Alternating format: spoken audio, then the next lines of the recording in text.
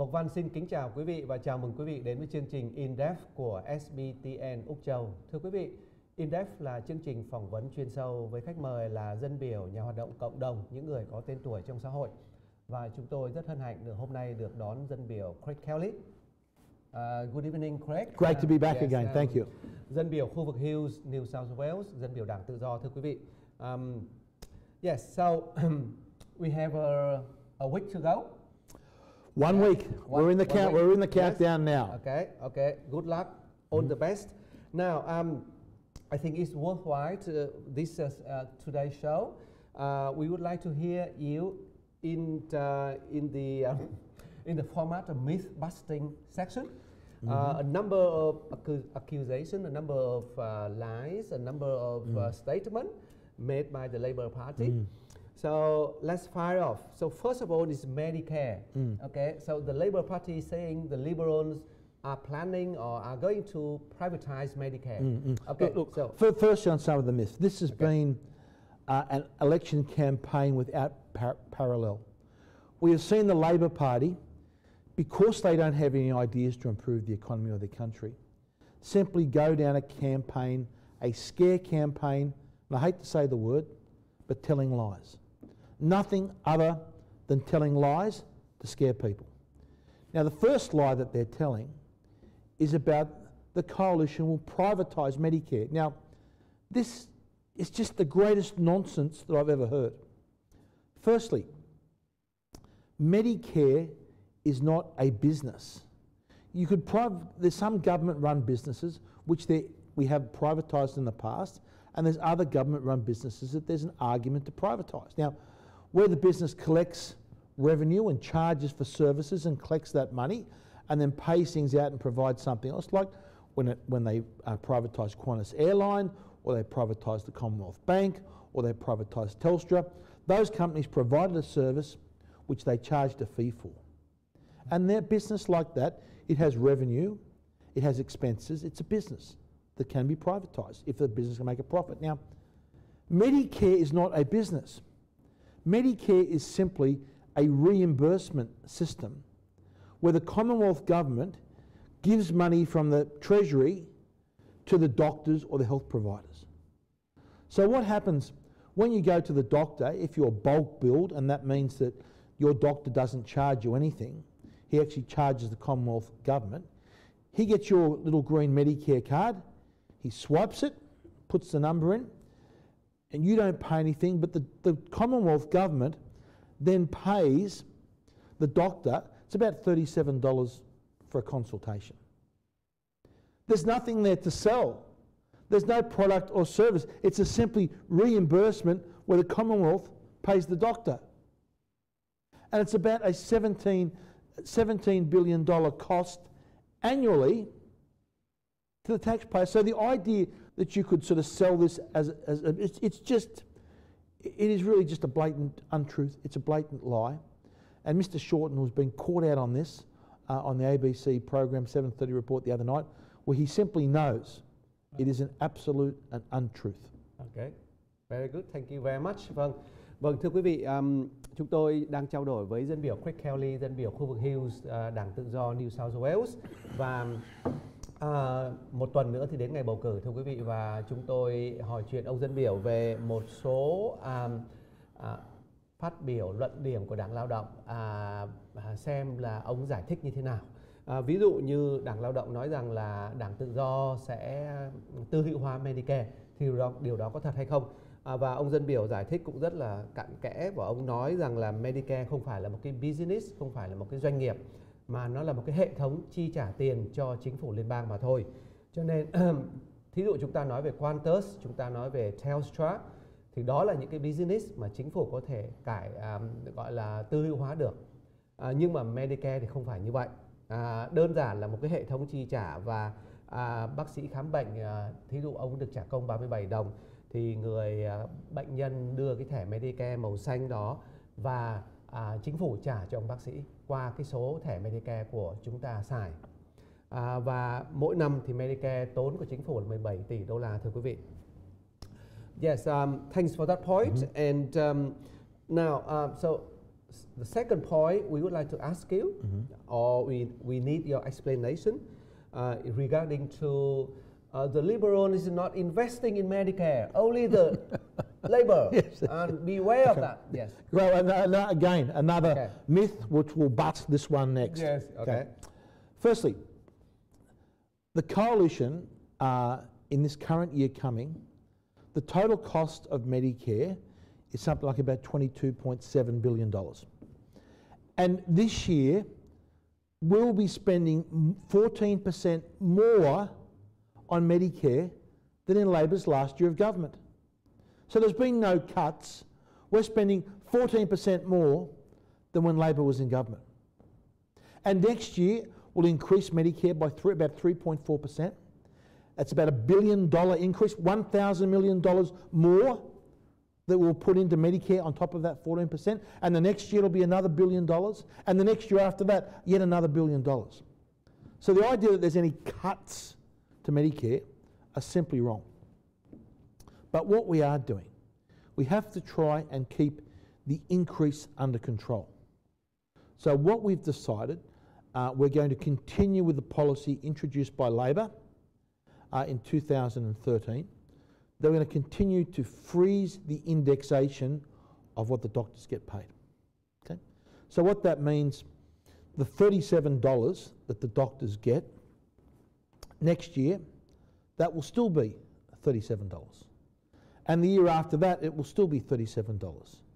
As where the doctors would like, and of course everyone would like, to get an annual increase every year. But the reality is, the country can't afford it.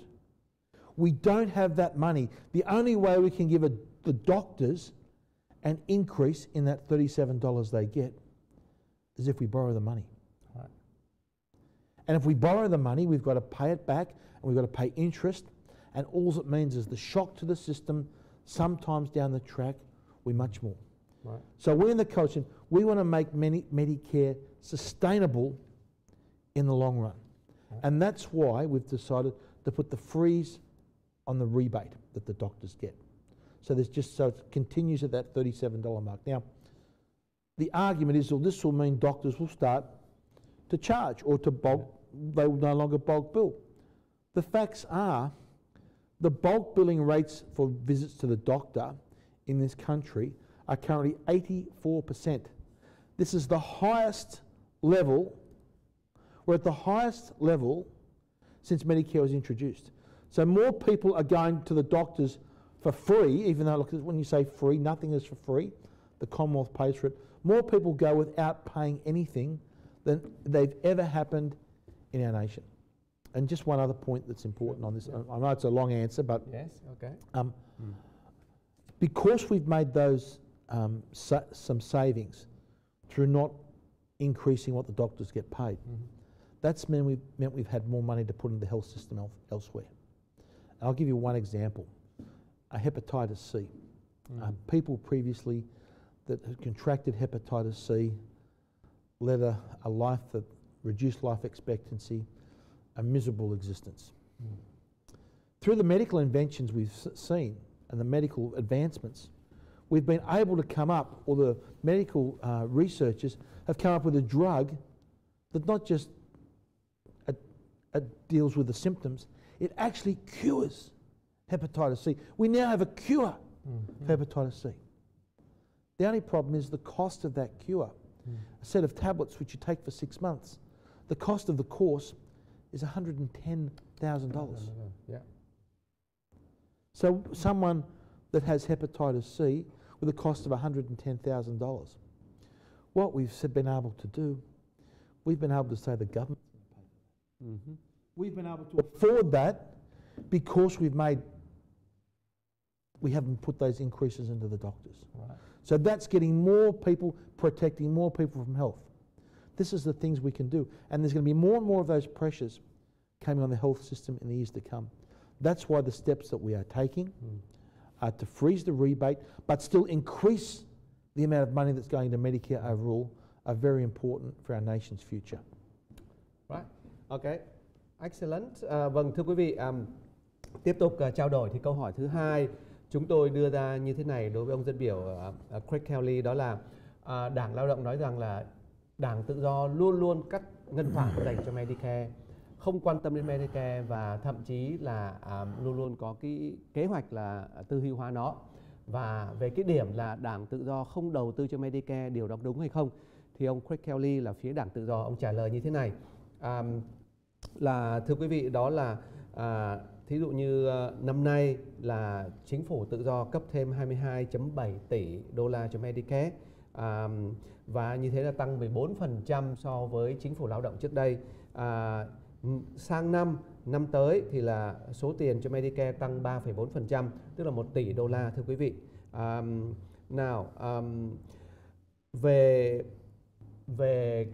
Về cái luận điểm cho rằng là chính phủ liên đảng cắt ngân khoản cho Medicare thì chúng ta phải quay trở lại là cái tiền khám bệnh, tiền công trả cho bác sĩ khám bệnh. Và chúng ta cũng biết rằng là liên đảng thì theo tiếp tục cái chính sách của Đảng Lao động từ năm 2013, đó là gì? Ngưng không gia tăng tiền công trả bác sĩ khám bệnh mỗi một lần, thưa quý vị, là 37 đồng.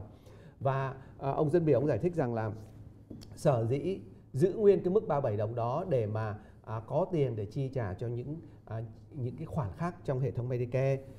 Ví dụ như ông nói rằng về cái vaccine chống chữa bệnh hepatitis C, và ông nói rằng là trước đây thì không có, và đến bây giờ thì Úc Châu đã có thuốc chữa lại bệnh viêm gan C rồi, và chi phí của nó là 1.000 đô la một năm, 100.000, chính xác hơn là 100.000 đô la một năm.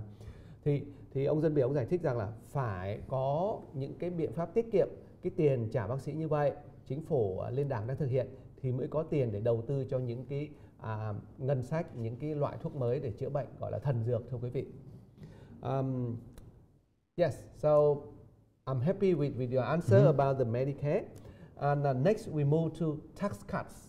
Okay, the Labour Party is saying only the multinationals having the tax cuts, not Australian businesses, and this and that. So tell us Okay. whether it's true or not.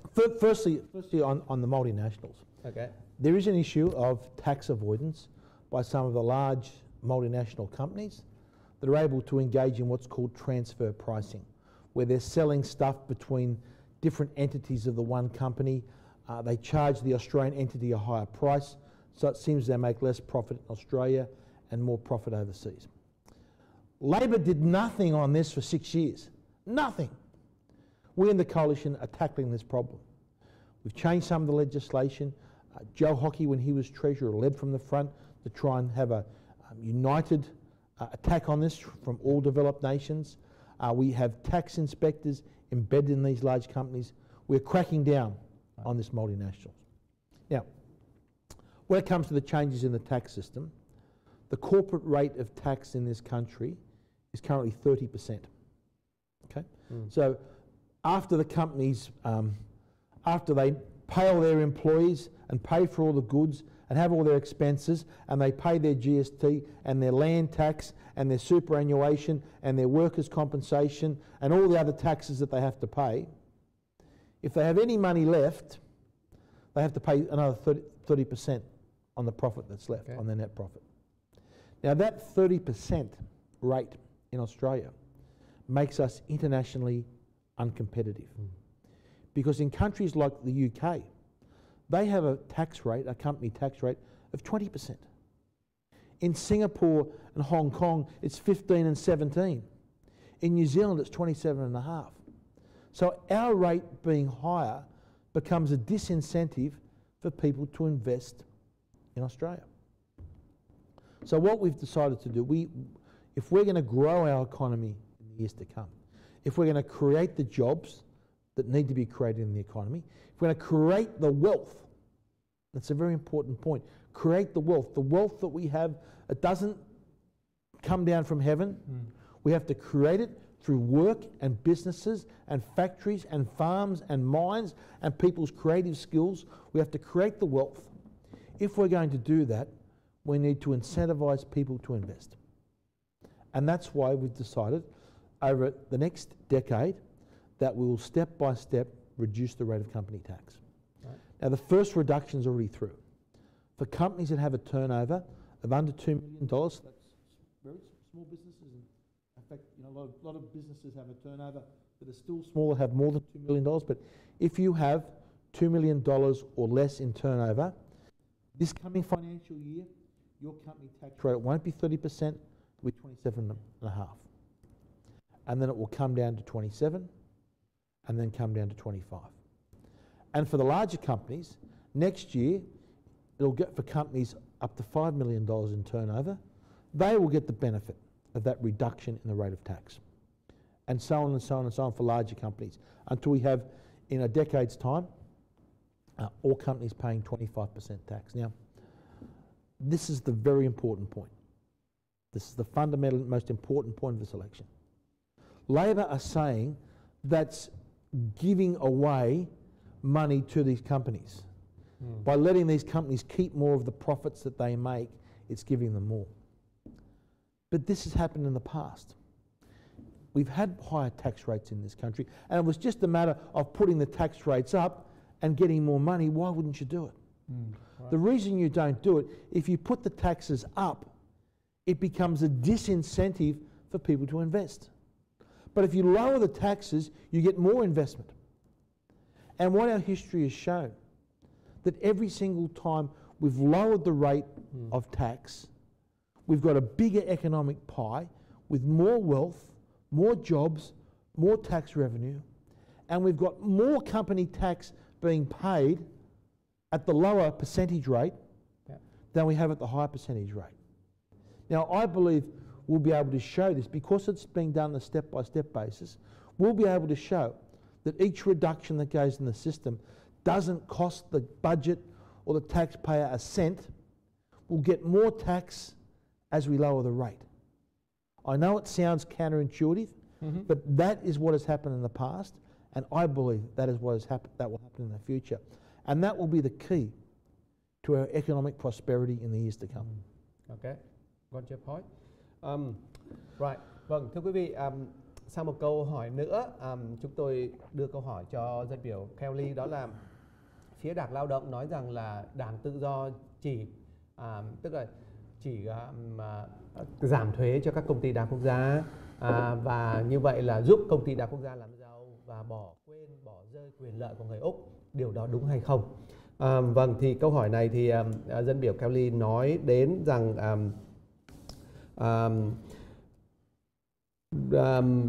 thứ nhất là về các công ty đa quốc gia multinational companies, và về cái chuyện price transfers, tức là về cái chuyển giá của họ và họ chuyển lợi nhuận đó, thì ông nói rằng là Đảng Lao động trong 6 năm không làm gì cả, và khi Đảng Tự Do lên nắm quyền thì họ lập tức có hành động ngay. Về thuế doanh nghiệp, thưa quý vị, corporate tax rate thì ở Úc Châu hiện nay là 30%, và như thế là so với thế giới là vẫn còn cao. Thí dụ như nước Anh là 20%, Hồng Kông, Singapore là 15%, New Zealand là 27.5%. Thì nếu mà thuế cao đó thì là không khuyến khích người dân, công ty đi làm, đi đầu tư, và không phát triển được nền kinh tế, không phát triển được công ăn việc làm. Và cái điểm mấu chốt ở đây của Đảng Tự Do đó là create wealth, và cái gọi là sao, tức là tạo ra cái sự giàu sang cho xã hội và tạo ra một cái khuyến khích cho người dân kiếm việc làm, cho công ty đầu tư. Vâng, thì và cái kế hoạch giảm thuế của Đảng Tự Do trong 10 năm tới là giảm từ từ 2 triệu đô la lên những doanh nghiệp có doanh thu 2 triệu đô la thành 5 triệu đô la, rồi từ 5 triệu lên 10 triệu, và để đến trong 10 năm thì thuế corporate tax rate của nước Úc Châu là 25%. Vâng, thì cái điểm chính ở đây xin nhắn gửi với quý vị đó là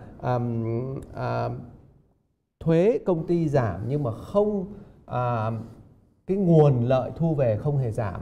Và cái này kinh nghiệm của nước Úc đã từng xảy ra từ mấy chục năm nay rồi, tức là trước đây Úc Châu có cái thuế công ty tới 39%, nhưng mỗi lần giảm thuế thì là cái lợi nhuận, cái lợi tức của sở thuế thu về lại gia tăng, thưa quý vị. Thì đó là cái lý luận, cái giải thích của Đảng Tự Do là như vậy. Yes, okay. Comprehensive answer and the big chunk of answer. Okay, now there is another saying or what we call a statement by the Labour Party that the Liberals are only care for the top end of town? What about the ordinary folks? What about the working class? What about the tradies and etc. and the teachers and the things and the likes? So what is your answer to that? Yes. This is another great myth that Labor spill over. The greatest improvement in the material prosperity and wealth of the average Australian and the working Australian happened under the previous coalition government of Mr. John Howard. Because the wealth doesn't grow on trees. You have to create the wealth. If we want to spend more on health and education and pensions and have better equipped hospitals and have more things in our schools and better aged care, if we want to do all those things, the only way you can do it is you have to create the wealth in your economy. And that's what our coalition policies have always been about. They've been about encouraging people to go out and engage in entrepreneurial activities, starting up their own business, experimenting with ideas, innovating, exporting, creating wealth. And when that wealth is created, when those people do those things, the size of the economic pie that we have, it grows and it grows and it grows and it grows. So that means the size of the slice that we have to help the less well off is bigger. That's why the policies of the coalition are best for the working people of this country. They're best for the underprivileged. They're best even for people with disabilities. We have something like the National Disability Insurance Scheme. Great idea. Both parties support it. But the question is, we've got to raise the money in the economy to create that wealth to be able to afford it. The National Disability Insurance Scheme, which will make an amazing improvements in people with lives and disabilities, is going to cost about $20 billion a year. Now, the only place that that money can come from is if we have people out there creating wealth, opening up new farms, opening up new factories, coming up with new ideas to create businesses and wealth. That's how we become a wealthy country. That's how we become a wealthy economy. And that's how we afford all these things. It's not just about, as soon as you argue about cutting up the pie as a fixed size, the economic pie, and you're cutting it up into the same, you cut one piece off here and you make it bigger and smaller for different people, this is where you go backwards. Yeah. And that's what the economic history of the world has shown us. Okay. We are so much more prosperous today than we were 20 years ago, than we were 40 years ago. And that's all because we need to grow the economy. And we're hoping in the future that we can be more prosperous than we are today. Yeah, okay. Thank you. Vâng, thưa quý vị, thêm một câu hỏi nữa chúng tôi hỏi ông dân biểu, đó là Đảng Lao động nói rằng là Đảng Tự Do chỉ có quan tâm đến giới giàu, chỉ có quan tâm đến giới tư sản mại bản mà bỏ quên đi người lao động. Điều đó có đúng hay không? Vâng, thì dân biểu giải thích cho chúng ta rất là dài và ông rất là tha thiết với cái câu hỏi này. Thì khá là dài, chúng tôi cũng xin giải thích từng điểm một. Đó là ông ấy nói rằng là ở Úc Châu này, cái giai đoạn mà những người lao động, những người mà làm thợ, làm thuyền nó được chăm lo đời sống tốt nhất là cái giai đoạn của ông John Howard.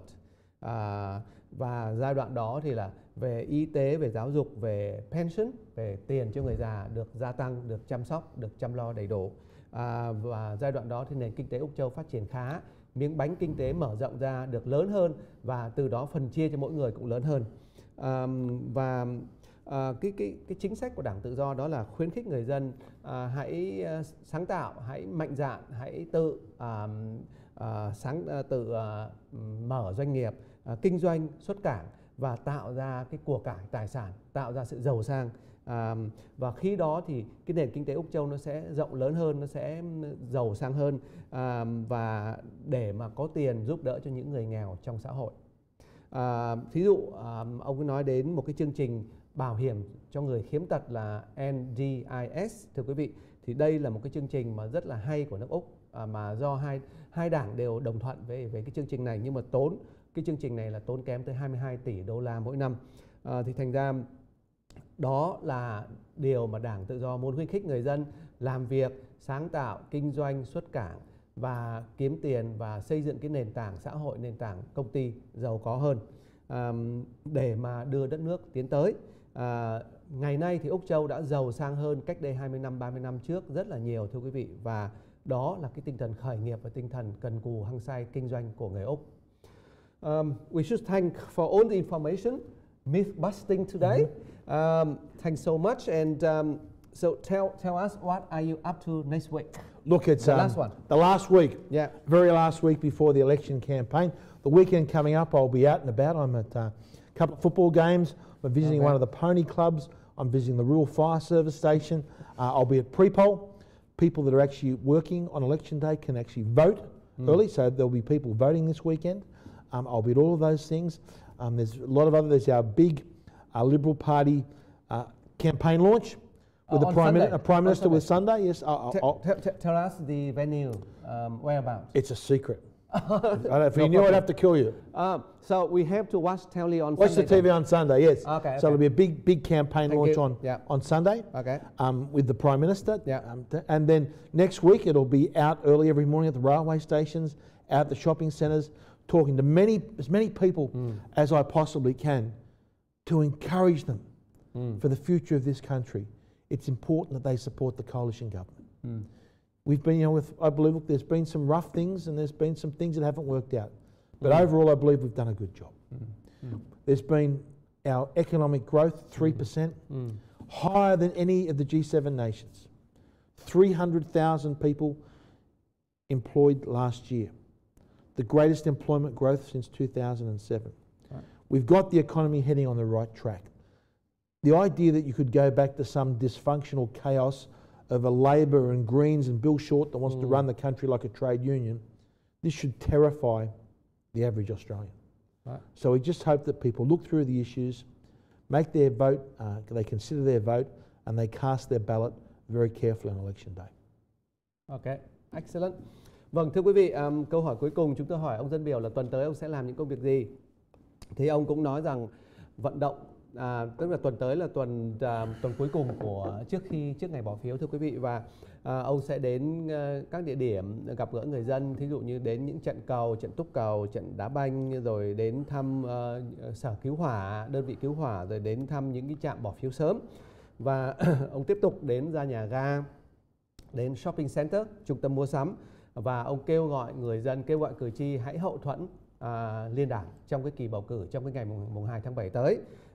Và ông sẽ tiếp tục vận động tranh cử, và ông nói rằng là về nhìn chung mà nói thì liên đảng đã làm một công việc rất là tốt, số người có công ăn việc làm gia tăng, và chỉ số này là tốt nhất từ năm 2007 đến nay, và đây là một cái cơ hội để người dân xem xét và tiếp tục tín nhiệm liên đảng cho 3 năm nữa, cho nhiệm kỳ 3 năm nữa thưa quý vị.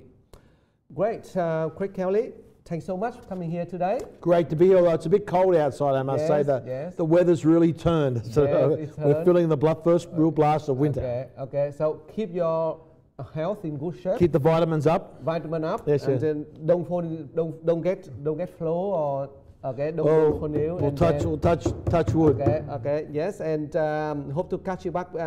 See you back next week. Hope so. To see us a number of other things, a number of issues. Yeah, we love to hear from you. Okay, great. Vâng, thưa quý vị, tới đây thì in-depth của SBTN Úc Châu cũng chấm dứt. Chúng tôi xin cảm ơn ông dân biểu Craig Kelly, dân biểu liên bang khu vực Hughes đã đến phòng thu và trao đổi cùng với chúng ta về những chủ đề mà người dân quan tâm. Craig Kelly, thank you very much. Thanks. Great to be here again. Thank you. Thank you.